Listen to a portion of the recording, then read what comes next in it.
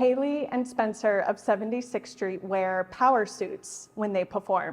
Drive me wild, you drive me wild, it's an order to exile. So I figured I'm gonna put on a power suit to tell you about my new podcast interview with the band.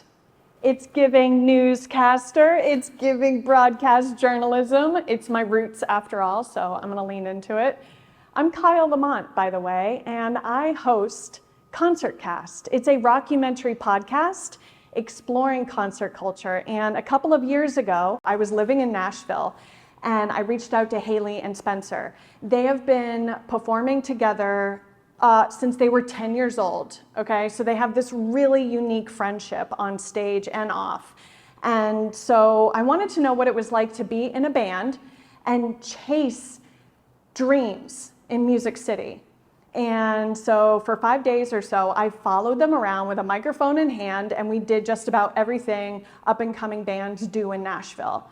Songwriting circles, rehearsals, songwriting sessions, pizza parties. It was a blast. And I invite you to listen to the episode on concertcast.live or wherever you listen to podcasts. It's actually part of my series called Check Check 1 2, where I document bands in the midst of their creative process. But this is a follow-up interview with the band. It's been a couple of years and they've just released a brand new EP titled Wild. So let's get into it. Okay, here we go. The start of the interview. Let's bring in Haley and Spencer. Hey. Hey. Haley has 9 million tabs open, and I will be it's anxious stressing out, Spencer. if I look at it the whole time. You're a tab queen. I'm a tab hoarder. Going for it, you too, being in your presence. It's like a new 76th Street has entered the chat. I like the sound of that. Tell me who 76th Street is pre-Wild and post-Wild. Well, we are the same. I mean, our message has always been, strength and independence and radical self-love. And we kind of took that energy and leveled it up, I guess you could say. The biggest change, though, I would say, in the art that we were making prior to Wild is it was just more general, like messages that just, a human can relate to, which we loved. And we still feel very, passionate about making the human experience into art, into music. But something that changed, that was when we moved to Nashville, we kind of came into ourselves in a whole nother way. And yes, we were technically writing queer music before we got to Nashville, but we weren't really using she, her pronouns when talking about the love interest in the song. And in moving to Nashville, we were so inspired specifically by East Nashville, because the queer community in East Nashville is just vibrant and booming. And I think it gave us the opportunity to not feel so much like the minority in our sexualities, but actually the majority, which made us feel more comfortable. And in turn, it like bled into the music that we were creating. So that's when we started writing. I think we started with I Left Her, and then The Lipstick Lounge, and Girl, like all of these songs you can feel in this album are very inspired by the community that we entered in coming to Nashville. We've always led with the same message of empowerment and self-love, but the community that we found here has like completely energized our music now. So we're aiming this message at this community, and it's just like building off of what we've already been singing about. When I was there in Nashville at your first apartment, one of the funnest experiences I had was getting ready with the two of you, selecting your show outfits for the songwriting circles. And I love watching your outfits sort of evolve as well with your music. Switching to like doing the matching suits for our show, it does two things. Number one, it takes away the stress of having to pick out our outfits and figure out how we're going to coordinate. Because you saw, like, before the suits, BS. Like, it was stressful. Like, we wanted to look cool, but there's a million different pieces we can combine, and it was difficult. Now we have like 3 different suits that we can choose from, and we're like, are we going to sparkle? Are we going to be cold? So that's the hardest question we have to figure out, is which suit we're going to wear for the show, which is not a hard question. But the second thing I was going to say is that we feel so cool in them. Like, it just feels good. Like, I feel like we found the outfits that we can make that transition of, like, all right, we're in our day-to-day clothes, and then we put on our uniform and we're ready to perform. Yeah. And I think it also adds to, like, what we're trying to convey on stage. Like, we want to inspire boldness and fierceness. And when we put those on, that's what we're speaking through our music and our fits. I love, like, a good song, like, just, there's something about putting on a blazer that does transform how you feel. Sexy business vibes, you know? So yeah, exactly. So I want to take this interview using your EP as a roadmap to guide us through some of the questions. I've pulled out 3 of my favorite songs, and also my producer's songs, Leanna's favorite songs too. And I think they will help shape sort of, hopefully, our conversation, and just understand more of, like, the sonics. You know how much I love, like, the process of you two making a song. You put a lot of love and effort and time into the songwriting process and production process. So I want to get into some of that as well. But give me quickly the significance of the title of the EP, Wild. I think it was actually kind of recent that we landed on that title, because originally we wanted it to be 76th Street because it was our debut EP.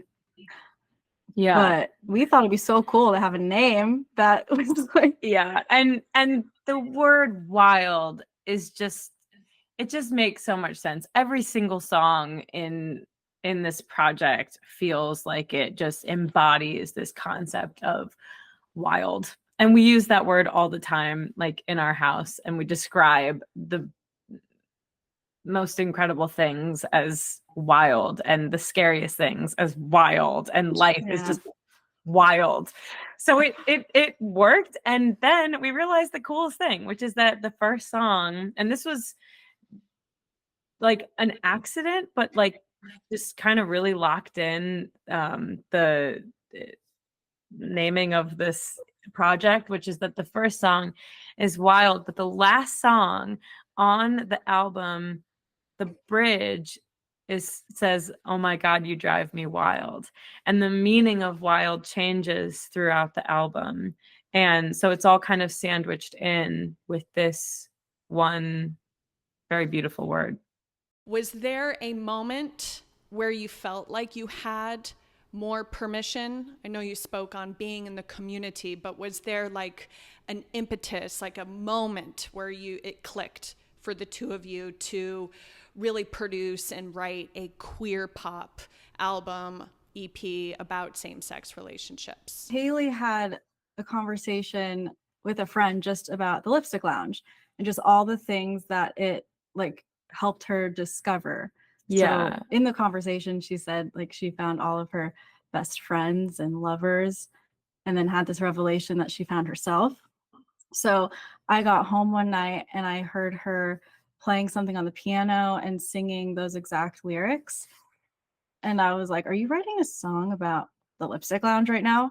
Like, which is, like, it's funny because we don't really write, like, I don't know, we've never written a love song for a location before, but I fell in love with the Lipstick Lounge. I found my best friends at the Lipstick Lounge. I found a lover at the Lipstick Lounge. I'm just another boss queen, babe, girl who can say I found myself at the lipstick lounge.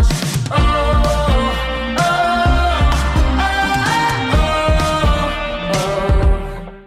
So she was writing this song, and immediately I was like, this is cool, this is different, and this is going to touch a lot of people. And then it might have been a month later, I was just like sitting at the kitchen table, and she walked downstairs, and she ran downstairs, and she had this look on her face like, we are going to release this song. Because when she was first like playing it in the other room, the thought was that it was just maybe going to be for you or just for who. Yeah, it was like it started as like a guilty pleasure, not even guilty pleasure, but like it was just writing for fun to express myself. And then once I kind of realized, I was like, wait a minute, Spencer, I'm gonna need you in here. We're gonna need to finish this together. But it was the reason that we felt like it was a risk, not even a risk, but like we didn't want to what's the word when you exclude people? Maybe just exclude. Probably Exclude our like non-queer fans. We still want, everyone to feel like this is a party for everybody. And in putting out this song, and really like niching down our audience to the queer community, the most amazing thing happened. And it actually broadened our community by a lot. conversations that have simply changed my life. Random conversations in the genderless bathroom lines where strangers say I love you and it gets you every time. I found my best friend at the lipstick lounge. I found a lover at the lipstick lounge. Moment, it sounds like, was the lipstick lounge, being at the kitchen table, and that sort of was the genesis of the EP. Yeah. It was like there's energy here, there's something really special, and we have something to say behind this song. So the lipstick lounge kind of just catapulted us to feel like we're just going to go for it and sing about this. For fans at home that might be Googling, are you two dating? That is the age-old question, Kyle. Oh, we've been asked that for so many years. But we just realized our relationship the other day. Oh, yeah. Yeah. We are platonic wives. We're married in a lot of ways, Yeah. but we're not in a romantic relationship. We share a car and a bank account. Yeah. No, but we're best friends. And we've been best friends since we were 10 years old. And that's, at this point, a lot of years of friendship. So we know everything there is to know about each other. We've lived together for a very long time. We are totally, absolutely not dating. That's disgusting. We barely hug. We do a hand hug. We hand hug. We like really don't hug that much. Our friends like, think ever. we're weird. They're like, are you guys gonna hug ever? Yeah. Rare occasions. I don't know why. That's like just a weird thing. When I was around you two, and even now, like I never once got that feeling of romantic love between the two of you, but it's interesting that people might get that impression. But humans are humans. Like we all are entitled to our own opinion or perspective, but I think when you told me that it's Googled a lot, I was like blown away. That's like one of the top Google searches when you look up 76th Street. The EP begins with the song Wild. And within the first 30 seconds, you say, I don't know why. I don't say what I need. I don't want to die before I get this out. And it feels like a dire way to start the musical journey of the EP. What exactly do you want to unleash through this EP? We wanted to unleash fear, the fear of standing out. Wild was the first song that we actually wrote before any of the other songs on the EP. And I think it set the tone for like the energy and the boldness and the fierceness that was going to be in those other songs. So I almost feel like the intensity of the lyrics were kind of giving ourselves permission, like, let's make music we've never made before and sing about things and be as, forthright and out in our lyrics than we've ever been before. Yeah. I think we came to a point where we were like, there's just absolutely no point in being shy about anything.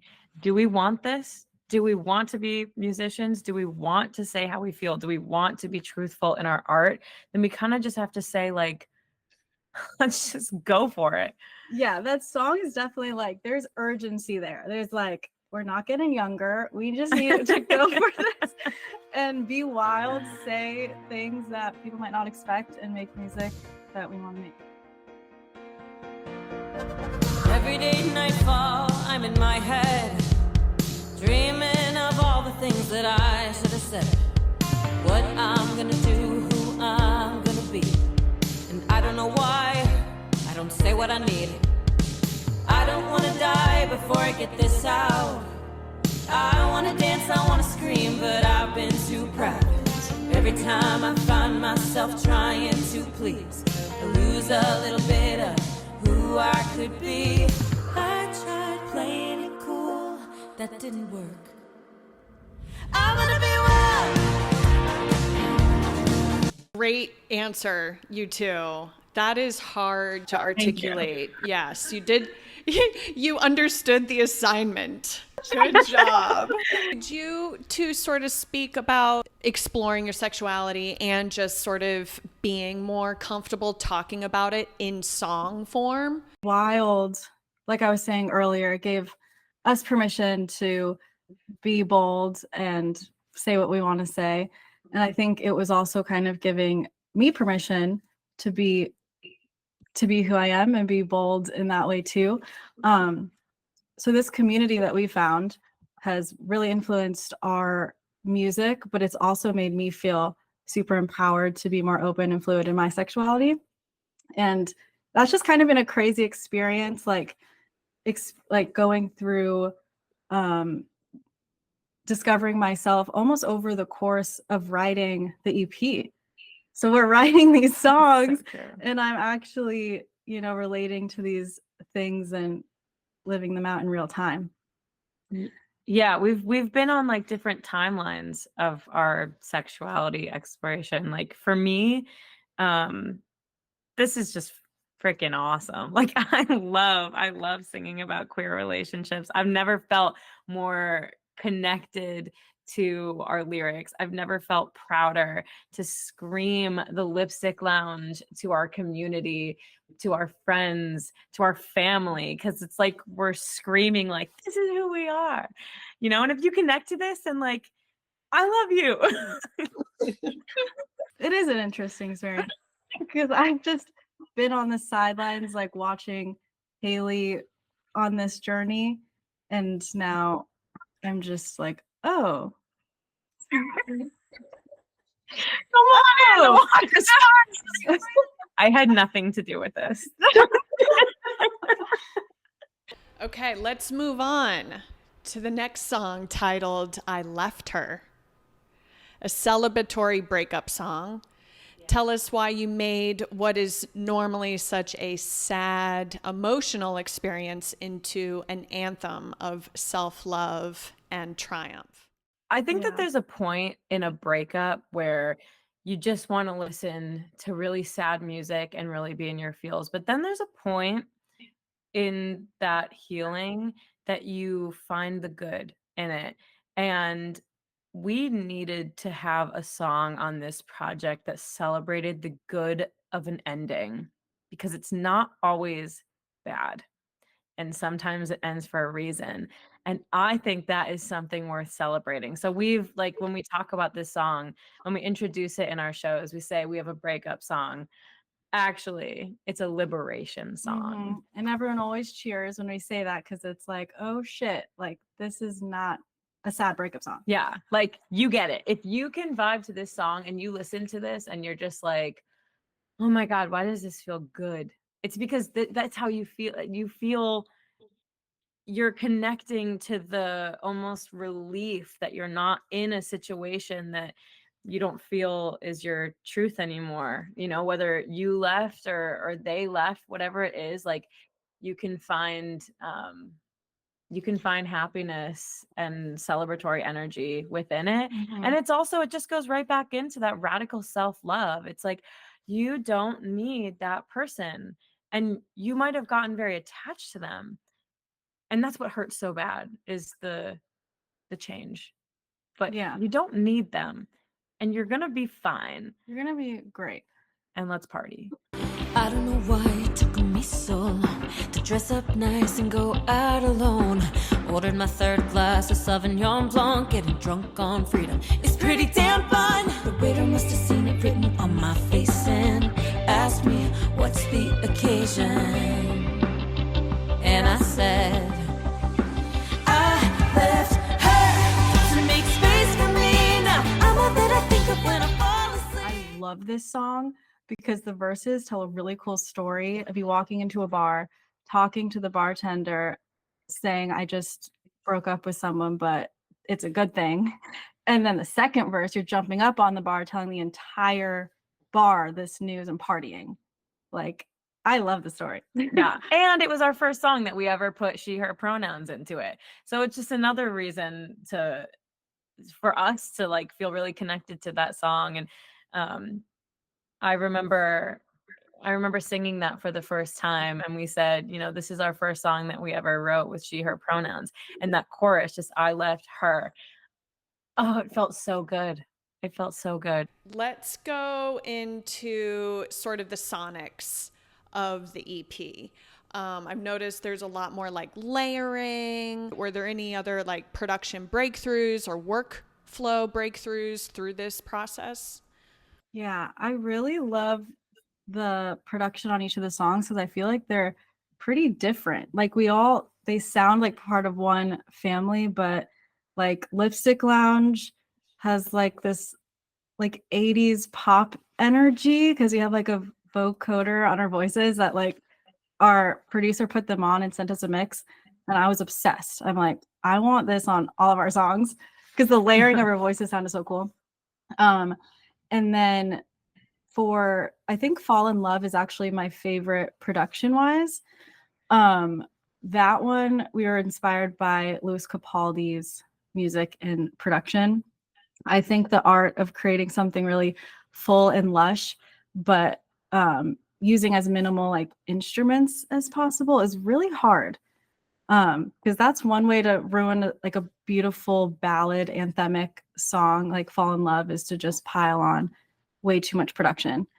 So that one is near and dear to my heart. And that piano gets me every time. Like we spent a lot of time just ironing out the piano of Fall in Love. And we were listening to the instrumental of that song. And we realized that the piano on its own actually tells you the story of what we're singing about. So like you get the tension, like the whole piano part just is beautiful. Thank you. I'm taking that We as a wrote it compliment. together.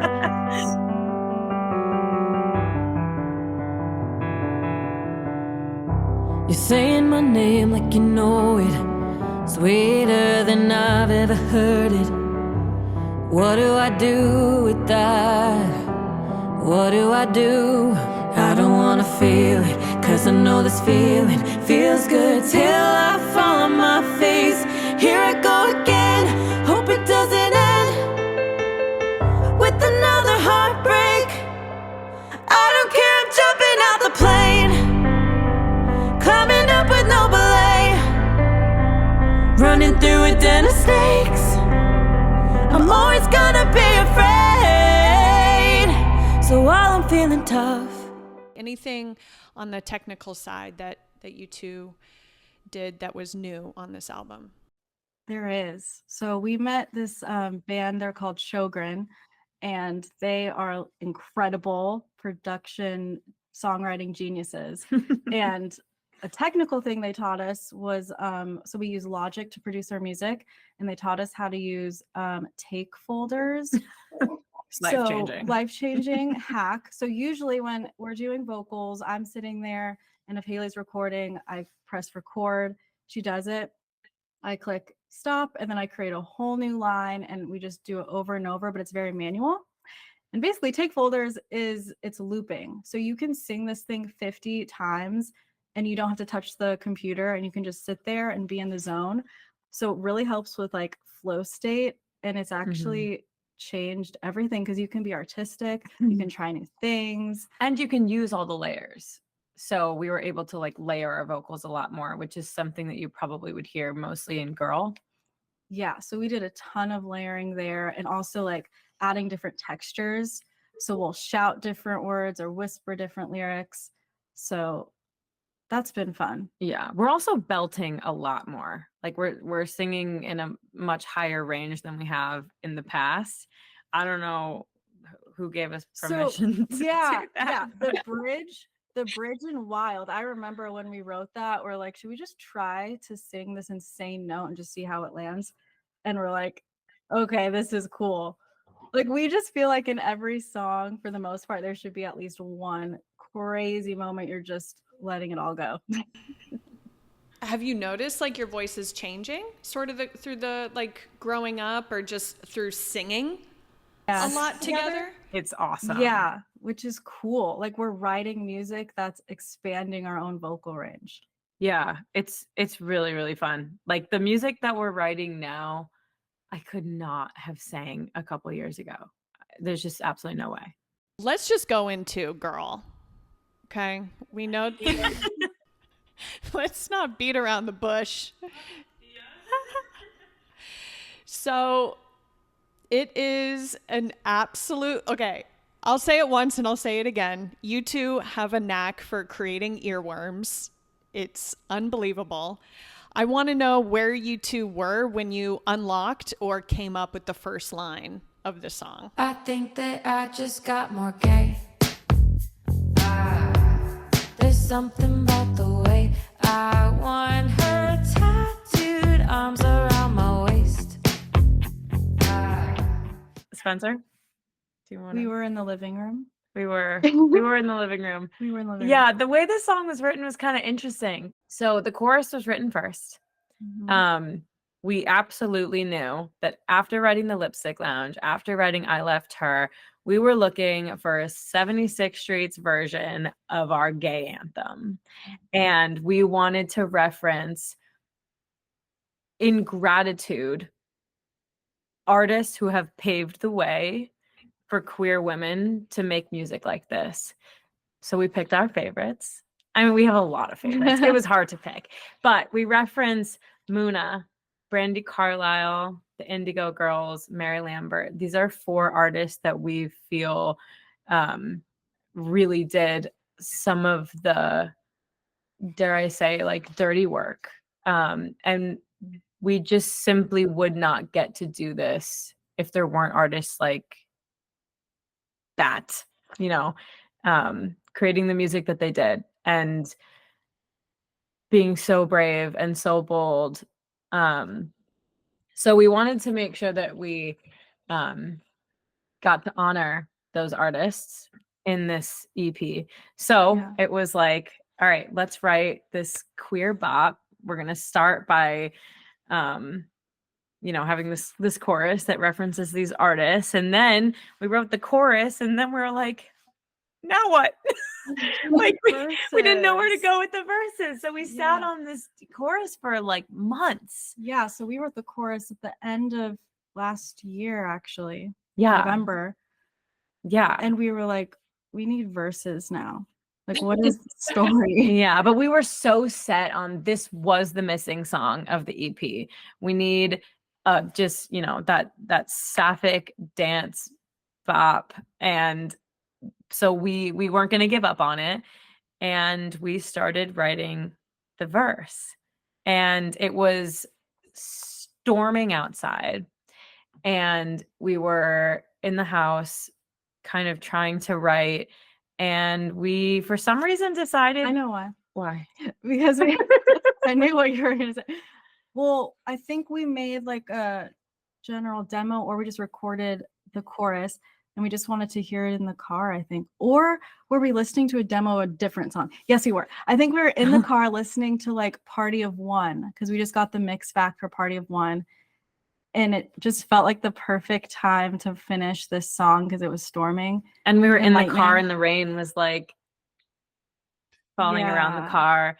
And we usually sit at our instruments when we write. So it was really interesting that we were not with our So, instruments. Yeah, because we figured out the melodies. So what's kind of fun is when you have the melody, you can go anywhere and just kind of plug in fun lyrics. Yeah. And I'm pretty sure it was something along the lines of, I said, what if we just said, I think that I just got more gay? And can we start a song like that? Like, is that like, is that risky? I don't know. But like, it was the perfect way to start the song. Like, we knew what we wanted the song to be. And we knew that that line just really resonated with the message. And we're like, let's just go for it. Let's just do it. I love why it. not? You love it. Maybe they'll love it too. It's the last little spice on our album. Yeah. Just like, you know what? If you had any questions by this last song, you'll get it. The first line came to you, you said in your living room? Like, did it just like pop out of your, like you're watching TV and it was just like, bah, like that? We were writing. I think I just got more gay. She just like said it randomly while we were watching TV. Just Yeah. kidding. I think that I just got more gay. And then Yeah. we went. Well, We I had- actually remember. Okay, go. Well, no, I don't remember. I just remember that we had the melody. Da-na-na-na-na-na-na. And it was just cool that we had that and then we plugged. Yeah. Yeah. We had less fun lyrics probably in that place before. And then we were like, I like that line. You like that line? Cool. Let's keep it. Also, there was another moment about the song. This song could be its own thing. But we were deciding, is this going to be like a romantic like anthem or whatever, or is it going to be more sexy? And we had to make that distinction because the verses brought the sex appeal. We chose sex. Yeah, you know, the chorus could have been like, we're gonna fall in love to Brandy, we're gonna, you know, it was more emotional, but we want it to be Yeah. spicy. How does it feel to have the remix out? Someone interpret your work in a different way. I love this song. Fun. It's so cool. It's so fun. We didn't really like, I don't know, we've never done anything like that before. But this DJ from Ireland named Zena started making videos on TikTok and remixing our song. And her videos were performing incredibly. And so many people were commenting on her video and tagging us and saying like, release this, let her release this. And we're like, okay, yeah, do it. This is Yeah. awesome.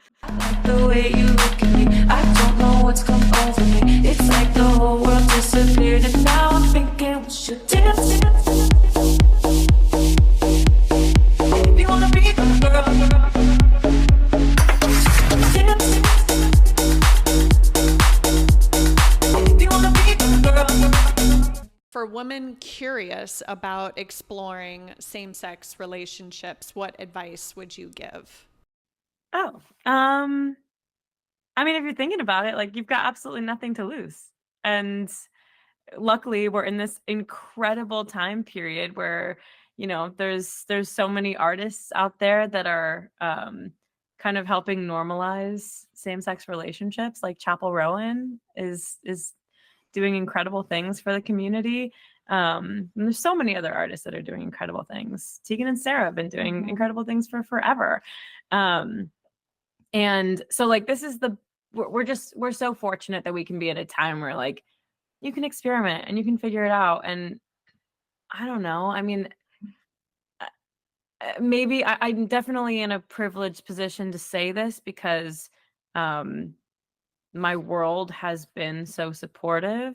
So it might be like easy for you to say, just, you know, explore and whatever. But I really do feel like if you're living your truth, you're going to be that much closer to happiness. And so you experiment and you don't vibe with it. Like, okay, then you're not gay. Like it's the stakes aren't high.